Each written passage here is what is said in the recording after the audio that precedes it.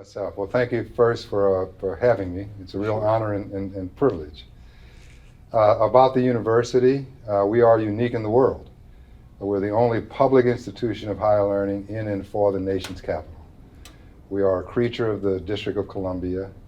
Our roots go back to 1851 with Minor College for Colored Girls, which merged with Wilson School for White Girls and became DC Teachers College. And then the federal government chartered two colleges in the district, one Washington Technical Institute, which was a 2-year school, and the other one was Federal City College, which was a 4-year school. When the district got home ruled in 1976-77, DC Teachers College, Washington Teachers Institute, and Federal City College merged to become University of the District of Columbia. So in some ways we go back to 1851, but in other ways we're a very new school, less than 50 years old. And so we've been creating the kind of institution that we think will be a model for the future of higher education, because we are one entire talent production pipeline under one accreditation umbrella. You look at us as the entire system of higher education for the District of Columbia.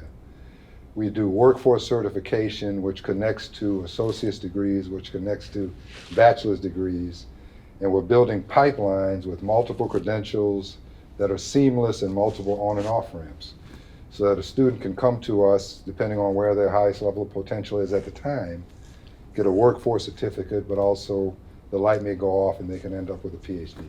Wow. So first, I guess, can you tell us a little about the Asian community here at UDC, your faculty and your students? Sure. So we're technically and historically black college and university. But unlike the original 105 that were written into the Higher Education Act of 1965, we are actually a congressionally mandated HBCU. So we don't have the usual demographics. For example, we're only 60% African American. We're 10% international, and then with 30% other. Now in the international are our Asian Pacific Rim students. We have about 150, and they're spread out across most of our programs, primarily business and engineering.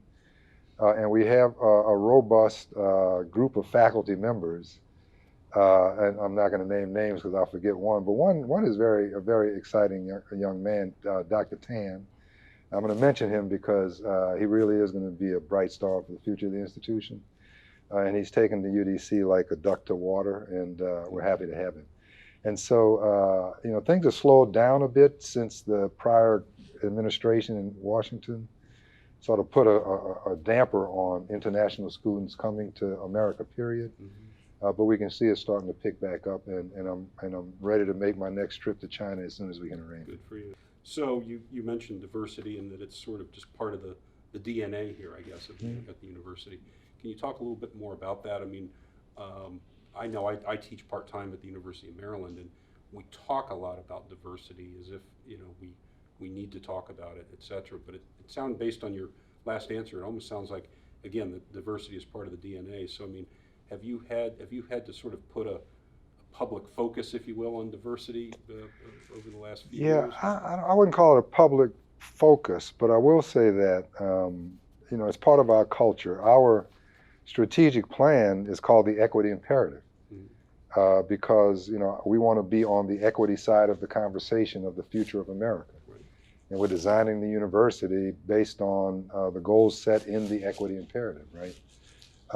We have the first Center for Multicultural, I'm not going to get the acronym right, but it is a diversity center that focuses not only on ethnic diversity, but also on gender diversity and sexual preference diversity. I have, my pronouns are him and he and him. And the whole, we encourage the university emails to put their pronouns on the emails, right? And so we try to look at it holistically, but also, a lot of the leaders, the activist leaders in the district who are students are UDC students. And so even if we didn't want to stay on our toes from a diversity perspective, we don't have a choice because they keep us on our toes. Your alumni does, Not the alumni, the students. The students. The students, yeah, and the alumni now, yeah. That's great. So to that end, what would be your advice and counsel to young people when they say they're interested in bettering cross-cultural relations and working to build a more diverse America or a more diverse District of Columbia? So it's like the conversation we were having earlier. You know, governments are one thing and people are a different thing. Governments tend to have different conversations from people one-on-one. The gardens that you all are putting together, right? That is a China-America cooperative initiative, right? Despite what's going on at higher levels of government with trade and those sorts of things, right? And if you break it down even more, you know, when I walk across campus and I see a Hispanic student with a Nigerian student, with a student from China and a student from Saudi Arabia in a group talking to each other as individuals, you know, that conversation might start at UDC, but if it works the way it's supposed to work, it'll continue beyond UDC and even beyond their children. And I think that's how you build a recognition that at the end of the day, we're really just one race, and that's a human race.